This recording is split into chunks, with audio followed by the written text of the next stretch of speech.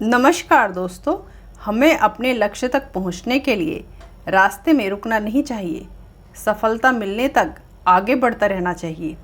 जब तक सफलता ना मिले तब तक किसी भी प्रलोभन में फंसकर रुकना नहीं चाहिए। वही व्यक्ति अपने लक्ष्य तक पहुंच पाता है जो किसी प्रलोभन में नहीं फंसता। इसी संबंध में आज हम आपको एक कहानी सुनाते हैं।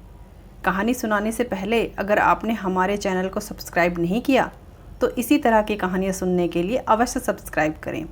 पुराने समय में एक राजा की कोई संतान नहीं थी। वह बूढ़ा हो गया था तो इस बात की चिंता उसे सताने लगी कि मेरे बाद इस राज्य को कौन संभालेगा। राजा ने अपने गुरु से पूछा कि इस समस्या का क्या हल है गुरुदेव।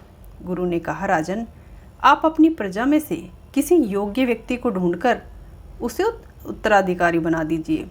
ये बात राजा को सही लगी। उसने अपने मंत्री से कहा कि प्रजा के बीच में यह घोषणा करवा दें कि कल जो भी व्यक्ति सूर्यास्त से पहले मुझसे मिलने राजमहल तक आ जाएगा, मैं उसे इस राज्य का उत्तराधिकारी घोषित कर दूंगा।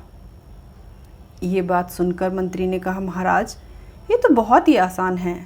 पूरी प्रजा ही राजा बनने के लिए पहुंच जाएगी। राजा ने कहा, नहीं, ऐसा नहीं होगा। मुझ तक सिर्फ योग्य व्यक्ति ही पहुंचेगा। आप घोषणा करवा दीजिए। मंत्री ने राजा की आज्ञा का पालन करते हुए प्रजा तक यह संदेश पहुंचा दिया। अगले दिन बड़ी संख्या में लोग उत्तराधिकारी बनने के लिए राजमहल की ओर निकल पड़े। महल के बाहर राजा ने एक बड़े समारोह का आयोजन किया। मेले में मनोरंजन के काफ़ी साधन थे।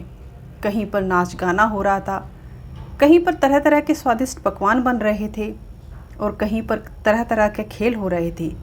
पूरी प्रजा उसी मेले में उलझ कर रह गई।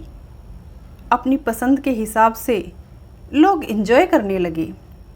सभी ये बात भूल गए कि उन्हें राजा से मिलने जाना है। वहाँ एक ऐसा युवक भी था जो इन प्रलोभनों में नहीं फंसा।